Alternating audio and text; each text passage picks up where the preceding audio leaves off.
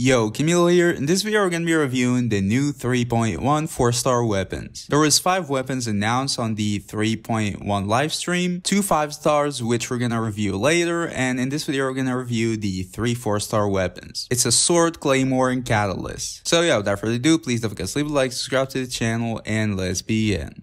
Alright, so starting off with the sword, the Xiphos Moonlight. For the normal stats, it's going to give you 510 base attack at level 90, which is just like average base attack for a 4-star sword. And the substat is going to give you Elemental Mastery. It's going to give you 165 at level 90, which is pretty good for a 4-star weapon. It's a little bit higher than average in my opinion. So the base stats are pretty decent, you know, a decent base attack and also a decent substat. Now moving on to the main thing, which is the passive. So the passive is that the following effects will trigger every 10 seconds. Well, this is basically just whatever because it's gonna last for 12 seconds, so it's gonna have a full uptime. So yeah, the equipping character will gain 0.036% energy recharge for each point of elemental mastery they possess. That's gonna last for 12 seconds. And then nearby party members or the other, characters on your party, they're gonna gain 30% of this buff. This weapon can stack if you have like multiple weapons or for the 2 seconds of which like the buff is gonna trigger. And it can also be on even if the character is not on the field. So if the character is not on the field, he can still be gaining energy recharge and give energy recharge to his teammates. So basically, in short, what this passive gives you is it's going to give you energy recharge based around your elemental mastery. This weapon already gives you some elemental mastery, so that's pretty cool. Now I just want to make sure you guys understand something. This weapon will probably not work on characters who have like average elemental mastery. I mean, it can work, but it's definitely not going to be worth it. For example, let's have a character who has like an average elemental mastery, let's say 150 or let's say 200. So we're gonna have 200 multiplied by 0.036. That's going to be 7.2. So we're going to be getting 7.2% energy recharge, which is not really that big of a deal. At Refinements 5, we're going to gain double of that, which is going to be like 14% energy recharge, which is definitely not, something to brag about. If we see the buffs it's going to give to your other party members, we can multiply it by 30, and then we're going to divide by 100. So yeah, that's going to be 2% at Refinement 1 and then maybe like 4% at Refinements 5. So it's definitely not worth using on a character who doesn't need like that much elemental mastery. So we can see that this weapon is going to be needed on characters who need a lot of elemental mastery. Like I'm talking way more. Maybe 600, 700, 800 and stuff like that. So yeah, talking about characters, let's move on to characters and see on which this weapon is going to work and on which characters it's not going to work. This is probably going to be quick. It doesn't really work on many characters, but yeah. So Ayaka, you're not gonna be building Ayaka with that much EM, so that means it's not gonna work. Jean, she can probably use this weapon pretty well. If you're building Jean with elemental mastery, this weapon is gonna be pretty good. It's gonna help you out with energy recharge, and it's also gonna give your other team members energy recharge, and also give elemental mastery to Jean herself. So yeah, it's decent on Jean. She can probably be one of the best users for this weapon. We've got the Traveler. It can probably be used on the Anemo and Dendro Travelers.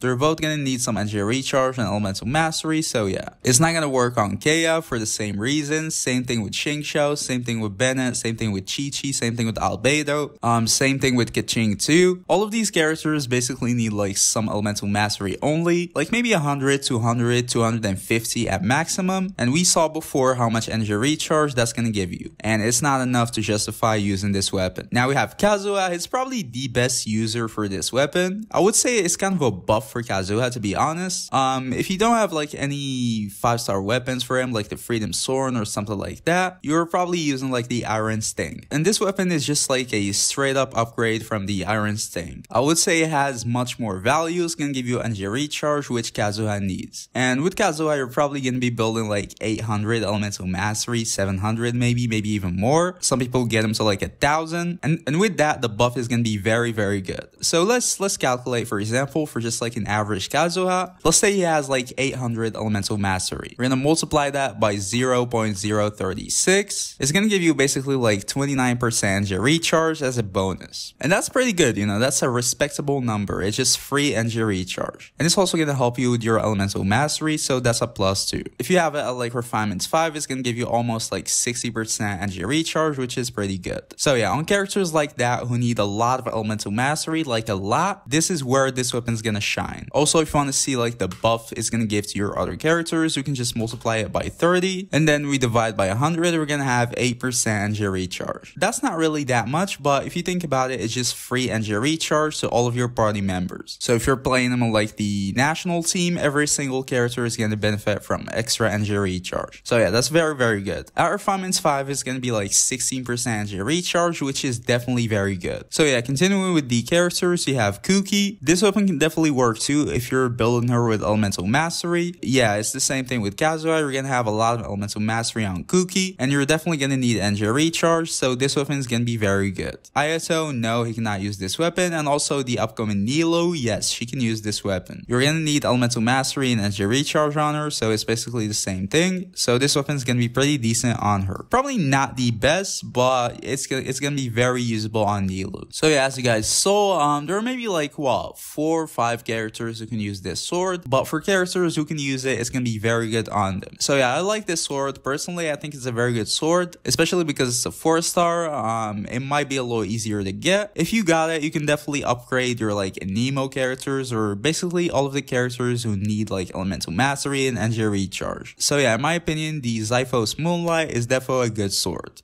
Now moving on to the Catalyst, we have the Wander and Evenstar. The base stats are the exact same with the sword, 510 base attack and then 165 elemental mastery at level 90. The passive is pretty much very similar, but it's just going to increase your attack instead of energy recharge based around your elemental mastery. Other than that, everything is similar. It's going to give your party members 30% of the bonus and stuff like that. So it's the exact same passive. We're not going to go through it again. So at Refinement 1, it's going to give you 24% of your elemental mastery as bonus attack. Now, in my opinion, that's a big problem and downgrade. Now, you might be asking why. It's because for characters who use like elemental mastery a lot, like they need a lot of elemental mastery, they're usually not going to need attack. With the sword, it's going to give you energy recharge based around your elemental mastery. Usually, characters who need EM are also going to need ER. But with the Catalyst, it's going to give you attack based on your elemental mastery, which is just like whatever. If you're building like a character with 800 elemental mastery or something like that, you're probably not going to be building attack on them. Or it's not really bad, like you might benefit from attack, but it's not going to be a priority and it's not going to benefit you a lot. So yeah, this weapon's passive doesn't really synergize pretty well, in my opinion, with characters it's aiming for. You might say you can use this weapon on like a character who doesn't need that much elemental mastery and he can use attack properly. It's the same thing I said before for the sword. To take advantage out of the passive, you're going to need a character who uses a lot of elemental mastery. By a lot, I mean a lot, like 500, 600, 700 plus. And with a normal character who's like normally built, they need attack, they need crit, stuff like that, you're probably not going to be able to stack that much elemental mastery. You're going to have like what, at best 200, 250, and then with 200, let's calculate like the damage bonus you're going to get. So we're going to have 200 multiplied by 24. Then divide that by 100, that's 48 attack. And yeah, by the way, that's not 48% attack, that's just like a flat 48 attack. Let's say the character you're using had like 1,500 attack, you're just basically gonna add 48 to that. So we're gonna have 1,548 attack, that's it. So yeah, that's basically definitely not worth it. That's like a substat of attack. It's like a max roll and that's it. It's definitely not worth using a weapon just for this. There are many other weapons who can outperform it for like characters like this. And the damage bonus you're going to be getting is like what, 20 attack for your other party members, which is definitely not worth it. Even at Refinements 5, it's definitely not worth it for like normal characters. So the only justified way you're going to be able to use this weapon is with a character with a lot of elemental mastery. Let's say if they have like 800 elemental mastery, you can gain like 24% out of that. So that's going to be like what, 800 by 24.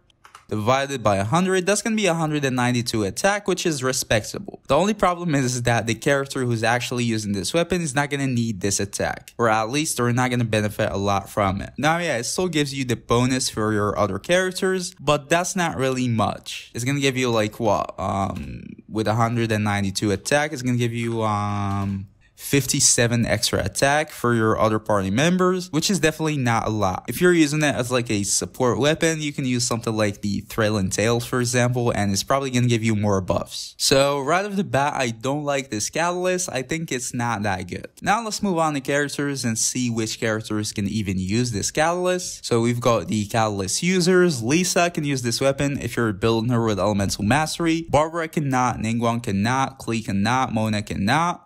With Klee and Mona, you're gonna have some elemental mastery on them, but as I said before, it's not enough to justify using this weapon. Sucrose is probably one of the best users for this weapon. Usually you're gonna have a lot of elemental mastery on Sucrose, like 1,000 or something like that, and that's gonna give you attack and it's gonna give your teammates attack. Now, how is that gonna compare to other weapons? I don't know, but it's usable on Sucrose. Yanfei, no.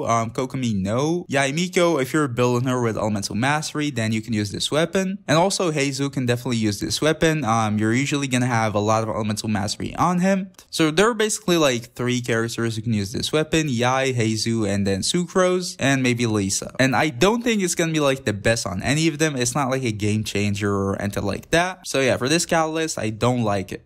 Now finally moving to the Claymore, the Machaira Aquamarine. It's also the same thing for the base stats. 510 base attack and 165 elemental mastery at level 90. The passive is the exact same as the catalyst. It's going to give you attack based around your elemental mastery. It's literally the exact same, so everything that I said before is going to apply. It's just the same catalyst shaped as a Claymore. So yeah, I don't like it too because it's the same. Now let's just jump straight in and review it on characters. So we're gonna have Diluc, no. I mean, yeah, he can use it. You can gain some extra attack, and he's gonna gain some elemental mastery, but I'm definitely not seeing it like outperforming crit weapons or, you know, just normal DPS weapons. Razor, definitely not. Beidou, maybe if you're building her with like elemental mastery, but it's also definitely not gonna be one of her best weapons. It's probably one of her like worst weapons, to be honest. Noelle, definitely not. Chongyun, definitely not. Xinyan, probably not. I mean, it's the same thing. You might want to have some elemental mastery on her and Chongyun, but it's not justified to use this weapon. Eula, definitely not. Sayu, probably like the only user for this weapon. You're gonna need elemental mastery on Sayu, but again, he's not gonna benefit a lot from attack, so it's not gonna be that good of a weapon. You probably just want to use it for the substat if you don't have like any other elemental mastery weapon. Itoi, definitely not. Dori, yes, she can use this weapon. Again, it's definitely not the best on Dori, but she can use it. You're gonna build elemental mastery on her, so she's gonna be able to convert that to attack and also help your teammates. So yeah, there are basically 2 characters who can use this weapon. Obviously, I don't like this weapon right now, at least. It's not that good. So yeah, that was the review for the weapons, guys. I only like the sword. The catalyst and the claymore, in my opinion, kinda suck, but the sword is pretty decent. If you liked the video, please don't forget to leave a like, subscribe to the channel, and see y'all in the next video. Peace.